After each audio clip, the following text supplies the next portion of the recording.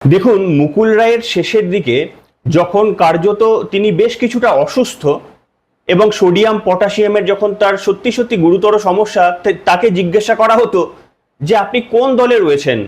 তিনি তখন তৃণমূলে ছিলেন এবং তাকে জিজ্ঞাসা করা হলেই তিনি বলতেন আমি তো বিজেপিতে রয়েছি। সাংবাদিক তার ভুল শুধরে বলতেন আপনি বিজেপি, আপনি তো তৃণমূলে। তখন বলতেন তৃণমূল মানেই বিজেপি। আসলে মুকুল রায় যে সেই বক্তব্য তার সোডিয়াম পটাশিয়ামের ইমব্যালেন্সের জন্য বলেছিলেন নাকি সত্যিই তার দূরদৃষ্টি ছিল, সেটা এখন বিশ্লেষণ করা সম্ভব নয়, তার কারণ এই জগতে তিনি নেই। তবে গতকাল শুভেন্দু অধিকারীর সংসদ চত্বরে উড়ে যাওয়া এবং বিরোধী এনসিপিআই এর 20 জনের সঙ্গে বৈঠক, তারপরেই জল্পনা ছড়িয়েছে, জানি না এর মধ্যে ঘটেও গিয়েছে কিনা, যখন রেকর্ড করছি তখনও তো ঘটেনি, যে কোনো মুহূর্তে তারা নাকি সরাসরি বিজেপির সঙ্গে মার্জ করে যেতে পারে। আর এই ঘটনা যদি ঘটে তাহলে মুকুল রায়ের ওই বক্তব্য যে কেউ বলতেই পারেন, যে যে কোনো সাংসদকে জিজ্ঞাসা করলে যে কেউ ভুলবশত বলতেই পারেন যে আমি বিজেপিতে রয়েছি কিংবা আমি তৃণমূলে রয়েছি। আর এতে লাভ হবে কার? বামপন্থীদের, যারা বারবার ওই বিজেমূলের তত্ত্ব দিয়ে এসেছিল। এবং আমি আজও দাঁড়িয়ে আপনাদের সামনে সেই তথ্য একেবারেই খণ্ডন করি, সেটা একেবারেই কখনো বাস্তব নয়, কিন্তু ঘটনাচক্রে বা কাকতালীয় ভাবে সেটা কিছুটা হলে মিলে যাচ্ছে। আজকে বর্ণনা করব আপনাদের সামনে যে দিল্লির খেলাটা কি হলো।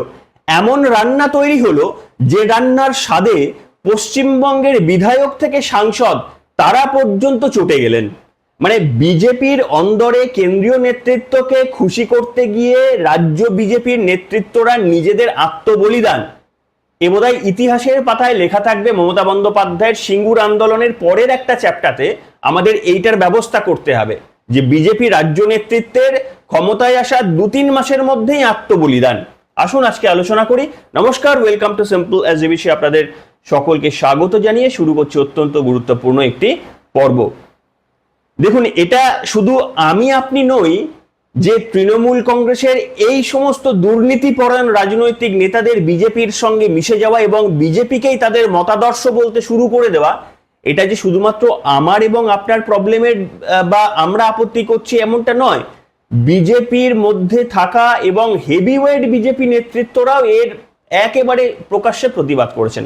তার একটা ছোট্ট নিদর্শন আমাকে দেখাতে হবে। এবিপি আনন্দর একটা ছোট্ট অংশ দেখাবো আপনাদের সামনে, দেখুন। সুদীপ একটা রাজনৈতিক জোচ্চোর, নির্লজ্জ, বেহায়া একটা, এইরকম উঁচা রাজনৈতিক চরিত্র আমি বাংলায় দেখিনি।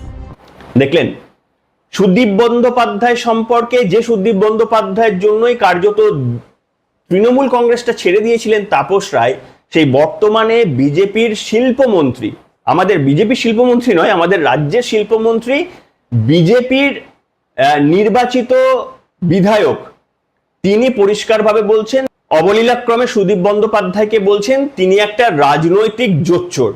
ভেতরের কতটা ঘৃণা থাকলে একজন নেতা এই বক্তব্য বলছেন, যখন সুদীপ বন্দ্যোপাধ্যায় আবার ওখানে নরেন্দ্র মোদীর পাশাপাশি বসে বৈঠক করছেন, মিটিং করছেন, তখন সেই সুদীপ বন্দ্যোপাধ্যায়কে জোচ্চোর বলে কার্যত নিজের দলের প্রতি কি আস্থা দেখাচ্ছেন না? এবং এখানে শুভেন্দু অধিকারী থেকে বিজেপির শৃঙ্খলা রক্ষা কমিটি কার্যত তারা কিছুই করতে পারবে না, তার কারণ এমনই তারা কাজ করছে। দেখুন, আমি এরকম কোনোদিন দেখিনি যে এই রকম অপ্রতিরোধ্য রেজাল্ট করার পর, যেখানে কোনো প্রয়োজন ছিল না তৃণমূল কংগ্রেসের, সত্যি সত্যি ওই শব্দবন্ধ তিনি ব্যবহার করলেন, এক্স্যাক্টলি ওই শব্দবন্ধ যায়, তবে আমি মুখে বলছি না, ওই সমস্ত রাজনৈতিক নেতাদের দলে নেওয়ার যেখানে কোনো প্রয়োজন পড়ে না। আপনারা বলবেন সংখ্যা বাড়ানো, বিল পাস করতে হবে, ঠিকই তাই, বিল পাস করতে তো সংখ্যা লাগে, আর সংখ্যা তো আবার ইলেকশন হওয়ার আগে কি করে বাড়ানো যাবে? দল পরিবর্তনই একমাত্র ভরসা। সেক্ষেত্রে যদি এরা দল পরিবর্তন করছেন কিসের স্বার্থে, একেবারেই এটা নির্দ্বিধায় বলা যায় যে এরা কয়েকটি শর্তের মাধ্যমে কিন্তু এনসিপিআই এর এই সমস্ত রাজনৈতিক নেতা দল পরিবর্তন, তৃণমূল ছেড়ে এনসিপিআই গঠন করেছেন। এক, সেটা হচ্ছে বিজেপির যেন স্টেট পুলিশ বা ইডি সিবিআই কেন্দ্র তদন্তকারী সংস্থা 15 বছরে ঘটে চলা তাদের দুর্নীতিগুলো যেন ধরতে না পারেন। এবং 2 হচ্ছে এদের মানে বিরুদ্ধে কোনো রকম বিড়ম্বনায় না ফেলা, অহেতুকভাবে সাধারণ মানুষের জনরোষ যে এদের ওপর আছড়ে পড়তে পারে, ডিমের ওপর ভরসা করে, সেইগুলো থেকে যেন এরা প্রোটেকশন পায়, সেইটাই এদের মূলত চাওয়া। দেখুন, এইটুকু চাওয়ার জন্য এদেরকে অন্যভাবে ট্রিট করা যেত। এদের বলা যেতে পারতো, আচ্ছা ঠিক আছে, তোমাদের আমি বিজেপির মধ্যে নিয়ে নিচ্ছি, তোমরা শুধু তোমাদের এমপি পদগুলো থেকে পদত্যাগ করে দাও, তোমাদের এই পদত্যাগ করে দাও এবং ওই পদগুলোতে আবারও আমরা উপনির্বাচন করাবো। আর এখন যা পশ্চিমবঙ্গে পরিস্থিতি, উপনির্বাচন করালে বলাই বাহুল্য তৃণমূল, কংগ্রেস কিংবা মানে সিপিএম এর পক্ষে সেই আসনগুলোতে জেতা কার্যত অসম্ভব। সেই আসনগুলো ওই তিনটি আপনার সংখ্যা লঘু অধিষ্ঠিত এলাকা বাদ দিয়ে সবগুলো সিটই বিজেপি জিততে পারতো, তাদের সংখ্যাও বাড়িয়ে নিতে পারতো এবং পশ্চিমবঙ্গের মানুষের সম্মানও বজায় রাখতে পারতো। কিন্তু দুর্ভাগ্যক্রমে সেটা হয়নি। আমি এখানে আপনাদের সামনে যে তথ্যটা দেব, গতকালের এই খেলায় আপনারা যদি ভালো করে লক্ষ্য করেন, তিনজন এমপি আবু তাহের, খলিলুর রহমান এবং ইউসুফ পাঠান, এই তিনজন নেতৃত্ব তারা কিন্তু এনডিএ এর বৈঠকে যোগদান করেননি। কারণ হিসেবে তারা বললেন যে আমরা বিজেপির সঙ্গেও নেই, আমরা এনডিএ এর সঙ্গেও নেই। একেবারে বার্তা স্পষ্ট। এবং তারা যে যে অঞ্চলে রিপ্রেজেন্ট করেন সেগুলো তো মূলত সংখ্যালঘু অর্থাৎ মুসলিম অধ্যুষিত এরিয়া, তো তারা বোধহয় মুসলিমদের বোকা ভাবেন, তাই না? তারা মুসলিমদের বোকা ভাবেন। কেন বলছি এই কথাটা? তার কারণ এনডিএ দের সঙ্গে বৈঠক করলেন না, অথচ তার পরক্ষণে শুভেন্দু অধিকারী যখন ওই এনসিপিআই প্রত্যেকের সঙ্গে বৈঠক করলেন, সেই বৈঠকে কিন্তু তারা উপস্থিত ছিলেন। তার মানে এরা ভাবছেন যে সংখ্যালঘু অধ্যুষিত যে সমস্ত অঞ্চলগুলো থেকে তারা নির্বাচিত হয়েছেন, সেখানকার ভোটাররা অর্থাৎ মুসলিমরা তারা বোধহয় বোকা, তারা বুঝতে পারছেন না যে আপনি এনডিএ এর সঙ্গে আছেন নাকি মুখে বলছেন এনডিএ এর সঙ্গে নেই, এদিকে আপনি এনসিপিআই দলের নামে শুভেন্দু অধিকারীর সঙ্গে বৈঠক করছেন। এখানে শুভেন্দু অধিকারীকে আবার যখন প্রশ্ন করা হয়, তখন শুভেন্দু অধিকারী পরিষ্কারভাবে বলেন, দাঁড়ান, এ তো সবে শুরু, এখন তো অনেক কিছু হতে বাকি রয়েছে। আমরাও দেখব পশ্চিমবঙ্গের মানুষ কত কিছু হতে বাকি রয়েছে। কি বলেছেন শুভেন্দু অধিকারী মানে মুখ্যমন্ত্রী বৈঠকের পর, শোনাবো। आप पता कर लीजिए, काउंट कर लीजिए ना। वो थोड़ा पिक्चर लोग उठाया ना, डालेगा, काउंट कर लेना 1 2 3 4 5 करके। और जरूरी होगा तो मिल जाएगा, और भी मिल जाएगा ज्यादा। देखते रहिए, ये तो पहले झांकी है, अभी बहुत कुछ बाकी है। শুনলেন, একদিকে শুভেন্দু অধিকারী বলছেন অনেক কিছু হতে বাকি রয়েছে। পশ্চিমবঙ্গের মানুষ যারা সিপিএম এর 34 বছরের যন্ত্রণা থেকে মুক্তি পেতে বিজেপিকে ভোট দিয়েছিল, কিংবা 15 বছরের যন্ত্রণা বা 10-12 বছরের যন্ত্রণা কংগ্রেস থেকে মুক্তি পেতে যে বিজেপিকে ভোট দিয়েছিল, সেই ভোট দিয়ে তারা কার্যত বিজেপির সাংগঠনিক জোর ছাড়াই বিজেপিকে জিতিয়েছিল শুধুমাত্র এই তোলাবাজি, গুন্ডাবাজি এবং সিপিএম কিংবা তৃণমূল কংগ্রেসের সংস্রবটা এড়িয়ে যাওয়ার জন্য। সেখানে যদি ঘুরপথে এনসিপিআই দলের মাধ্যমে আবারও এদেরকে দলে নিয়েই হোক আর দলে না নিয়েই হোক, যদি এই বৃত্তটা সম্পূর্ণ করে দেওয়া হয়, পরিষ্কারভাবে এটা মানুষের সেন্টিমেন্টের ওপর ছেলে খেলা।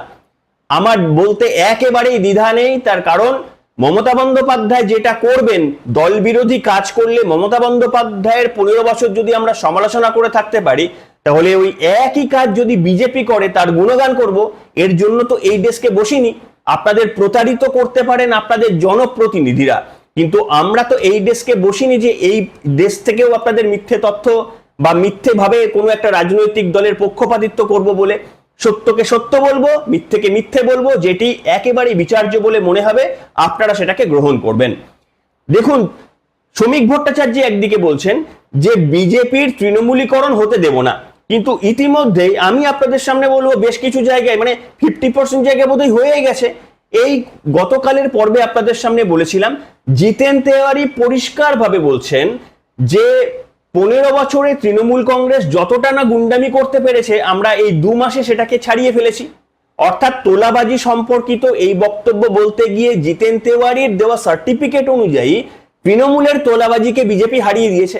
15 साल में तृणमूल कांग्रेस का लोग जितना बड़ा गुंडा बना था, 2 महीना में हमारा आदमी लोग उससे ज्यादा बड़ा गुंडा बनने का कोशिश कर रहा है।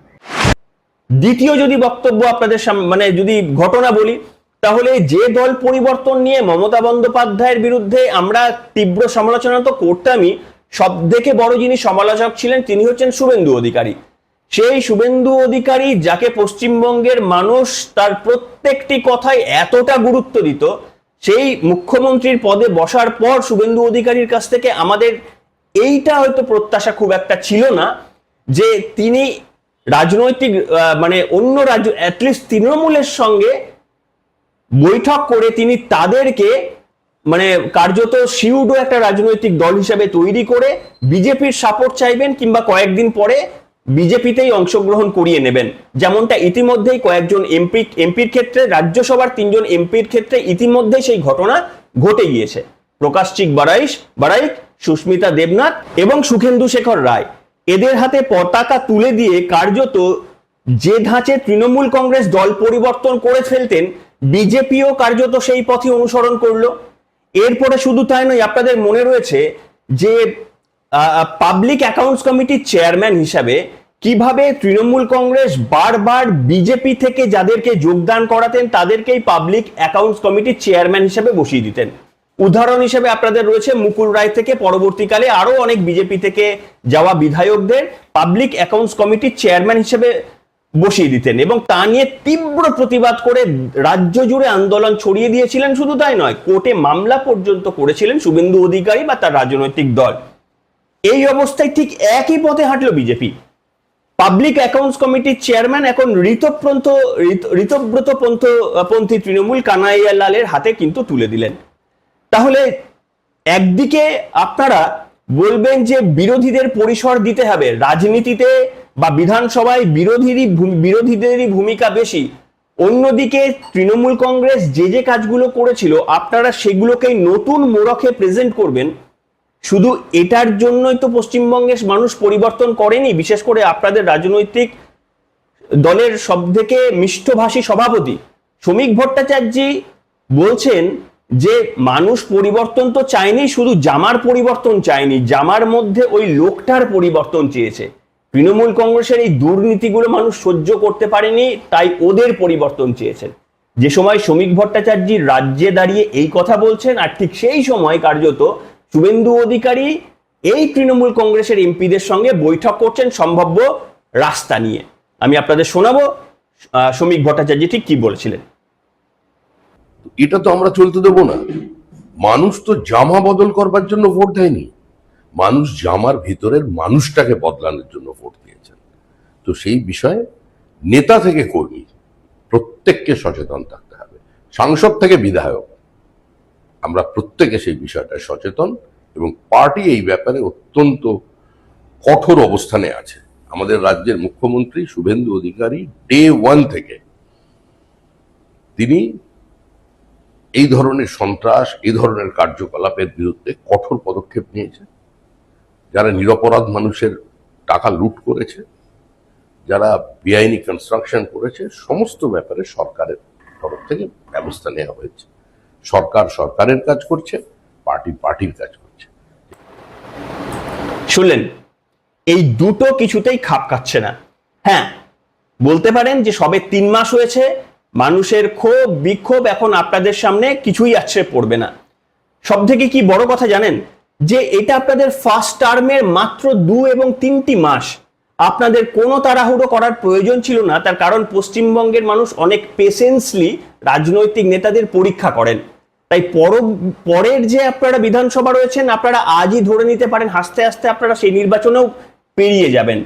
কিন্তু যদি ভেবে থাকেন যে 2টি নির্বাচনের জন্যই ক্ষমতায় আসতে চেয়েছেন আপনারা, তারপরে চলে গেলেও হবে, তাহলে যা করছেন করে যান। আর তা না হলে যদি ভাবেন যে আমাদের কেন্দ্রীয় সরকার যেরকম ভাবে লং লাস্টিং একটা মানে ফুটপ্রিন্ট রেখে যাচ্ছেন সব দিক থেকে, সেটা যদি করতে চান, তাহলে এই ভুলগুলো মানুষের সেন্টিমেন্টের বাইরে গিয়ে যদি করতে থাকেন, তাহলে পশ্চিমবঙ্গের সেন্সিটিভ মানুষ নিশ্চিতভাবে এর জবাব দেবে। বিশেষ করে আপনাদের বলা 2 থেকে 3টি প্রকল্প, যেটা পশ্চিমবঙ্গের মানুষ আপনাদের এটার জন্য ভোট দিয়েছিল যে আয়ুষ্মান ভারতের সুবিধা আপনারা দেবেন, প্রত্যেকটি মানুষের কাছে আয়ুষ্মান ভারতের সুবিধা আপনারা পৌঁছে দেবেন। এমনকি আপনারা বলেছিলেন যে ওই অন্নপূর্ণা যোজনার টাকা 3,000 টাকা করে, ওরা দেয় 1,500, আপনি 3,000 টাকা করে পৌঁছে দেবেন। দেখুন, নেতারা তো সবকিছুই পেল, আপনি যে রাজনৈতিক নেতাদের নিয়ে গেলেন তাদের পদত্যাগ পর্যন্ত করতে বললেন না। পদত্যাগ করলে ওই সিটে আপনারা এমনি আপনাদের আপনাদের মানে ক্যান্ডিডেট এমনিই জিতে যেত, তো আপনারা সেগুলো করলেন না। অর্থাৎ তাদেরকে তাদের এই যে 15 বছরে মমতা বন্দ্যোপাধ্যায়ের শাসনকালে যে অত্যাচারগুলো করেছিল সেইগুলোকে মেনে নিয়ে তাদেরকে দলে ঠাঁই দিয়ে তাদেরকে প্রোটেকশন দিলেন, তাদেরকে গদিও বাঁচিয়ে দিলেন, তাদের সবকিছু দিলেন। আর এদিকে পশ্চিমবঙ্গের মানুষ যারা অন্তত 1,500 টাকা করে পেত, তাদের একটা বড় অংশকে কোনো না কোনো কারণে, আমি বলছি না যে আপনারা একেবারে র্যান্ডামলি করেছেন, কাউকে ইচ্ছাকৃতভাবে বাদ দিয়েছেন, কিন্তু এটা তো সত্য, মমতা বন্দ্যোপাধ্যায় যতজনের কাছে পৌঁছে দিতেন টাকাটা আপনারা পৌঁছে দিচ্ছেন না। অর্থাৎ মমতা বন্দ্যোপাধ্যায় এটার ক্ষেত্রে যতটা বাজেট রেখেছিলেন, ধরা যেতে পারে তার 19-20 বাজেট আপনারা রেখে সংখ্যাটাকে কমিয়ে দিয়ে অ্যামাউন্ট ডবল করেছেন। এটা কি রাজনৈতিক লাভ হবে? একবার ভেবে দেখবেন। সকলকে সমানভাবে 1,500 টাকা করে দেওয়া আর গুটি কতককে 3,000 টাকা করে দেওয়া, এটা কি যুক্তিযুক্ত ব্যাপার? আপনাদের সিদ্ধান্ত, আপনাদের রাজনৈতিক দল, মানুষ ক্ষমতায় এনেছে, আপনাদের সিদ্ধান্ত। আপনারা বলেছেন আয়ুষ্মান ভারতের প্রকল্পের সুবিধা যারা পাবেন না তারা শুভেন্দু অধিকারী নতুন একটা প্রকল্প আনবেন, সেটা সম্ভবত এসেওছে বা অ্যাটলিস্ট কোন ফেজে আছে আমি জানি না, কিন্তু সেখানেও আবার ক্রাইটেরিয়া রয়েছে। যতদূর আমি যেটুকু ইনিশিয়াল জেনেছি, আমি পুরো জেনে আপনাদের সামনে আবারও বলবো, কিন্তু সেখানেও আমি শুনেছি সেখানেও কিন্তু ক্রাইটেরিয়া রয়েছে। অর্থাৎ সেটাতেও যে যারা আয়ুষ্মানে বাদ পড়ে যাচ্ছেন তারা যে সকলেই শুভেন্দু অধিকারীর ওই প্রকল্পের আওতায় চলে আসবেন এমনটা মোটেই নয়। বরঞ্চ মমতা বন্দ্যোপাধ্যায়ের ওই প্রকল্পে কোন দুর্নীতি মানে ছিল সব জায়গায় 100%, এমনকি শুনছি ব্লাড ব্যাংকেও এখন দুর্নীতি হয়েছে, কিন্তু মমতা বন্দ্যোপাধ্যায় ওই মানে সুযোগ সুবিধাটা মানুষকে পৌঁছে দিতেন। এবার আপনারাই বিচার করে দেখুন, যে মানুষটার নুন আনতে পান্তা ফোড়োয়, আপনাদের ওই টুলু বিশ্বাসের মতো লক্ষ কোটি টাকা বা 1,000 কোটি টাকা যাদের সামর্থ্য নেই, যাদের ওই ব্যাংক অ্যাকাউন্টে খুললে সব মিলিয়ে এদিক ওদিক করলে 10 থেকে 50 লক্ষ টাকা হয়তো আপনি পেতে পারেন, তাদেরকে প্রাপ্য জিনিসগুলো যদি আপনি পাইয়ে না দেন, তাহলে কি তারা হিসাব করবে যে না বিজেপি ক্ষমতায় এসেছে, আমাদের লোন শোধ করছে, আমাদের আউটস্ট্যান্ডিং লোনগুলোকে বিজেপি শোধ করছে যেটা তৃণমূল শোধ করতো না? এইটা কিন্তু সাধারণ মানুষ দেখবে পরে, আগে দেখবে আমাদের সুবিধাগুলো আমরা পেলাম কিনা। আপনি আমাদের টাকা থেকে লোন যদি শোধ করার প্রকল্প করেন তাহলে নিশ্চিতভাবে এটার জন্য মানুষ আপনাদের ভোট দেয়নি। যারা সমালোচনা করবেন না, যারা ভাবছেন যে না বিজেপি রাখতেই হবে তার কারণ আমাদের সরস্বতী মূর্তি এবং কালী মূর্তি ভাঙার জন্য বিজেপিকে দরকার, তারা 100% ঠিক বলছেন। তার কারণ বাকি রাজনৈতিক দলগুলি এটা ঠিক যে তারা আমাদের এই সেন্টিমেন্টগুলোকে অ্যাড্রেস করেননি, তাই আজকে আমাদের পরিস্থিতি অত্যন্ত জটিল। আপনি অন্যদিকে যদি যান তাহলে আপনাদের মা কালীকে আপনার আমার মা কালীকে, আরাধ্য মা কালীকে প্রিজন ভ্যানে তুলতে পুলিশ তারা কিন্তু কুণ্ঠাবোধ করবে না। সেটা সেই কারণে আমাদের এই সংকটটা এতটা গভীরে যে আমাদের প্রত্যেকটি রাজনৈতিক দল, আপাতত প্রমাণিত 3টি রাজনৈতিক দল আমাদের সময় পেয়েছে, সুযোগ নিয়েছে এবং ঠকিয়েছে। একটি রাজনৈতিক দল মাত্র 3টি মাস 4টি মাস, তাদের 3টি মাস হচ্ছে, তাদের এখনো অনেকটা সময় দিতে হবে। কিন্তু আমাদের তাদের সতর্ক বার্তা, আমাদের দেশ থেকে আপনাদের হয়ে তাদের কাছে সতর্ক বার্তা যে আপনারা মানুষের সেন্টিমেন্ট না বুঝে শুধু নেতাদের যদি সেন্টিমেন্ট নিয়ে আপনি মতামত ঠিক করতে থাকেন, তাহলে 21শে জুলাইয়ের ঋতব্রত মঞ্চের তলায় কতগুলো মানুষের ভিড় জমা পড়েছিল সেটা একবার দেখে নেবেন। নেতা কেনা মানেই কিন্তু মানুষ কেনা নয়, এইটুকু অন্তত বিজেপির নেতৃত্ব বা ভোট কুশলীরা তারা বুঝতে শিখবেন। বিশেষ করে বাঁকিপুরে জেনজিদের এইরকম উত্থানের পর আপনাদের স্ট্র্যাটেজি বদলাতেই হবে। এবং আজ থেকে সেই কারণেই মোহন ভাগবত জেনজিদের সঙ্গে 100টি রাজ্যে, মাফ করবেন 100টি জেলায় বা কিছু জায়গায়, সেখানে জেনজিদের সঙ্গে তারা বৈঠক বুঝে তাদের পালস বোঝার চেষ্টা করছেন। আর এখানে যদি বিপরীত পথে হাঁটেন শুধুমাত্র কেন্দ্রের সরকারকে টিকিয়ে রাখতে, তাহলে এর দায়বদ্ধতা আপনাদের কিন্তু আপনাদের ঘাড়েই বর্তাবে। সময় বড় অল্প, তার কারণ মানুষ নিরীক্ষণ করছে। আপনারা আশা করি এই ব্যাপারে সজাগ থাকবেন। সবাই ভালো থাকবেন, এখনকার মতো এখানেই।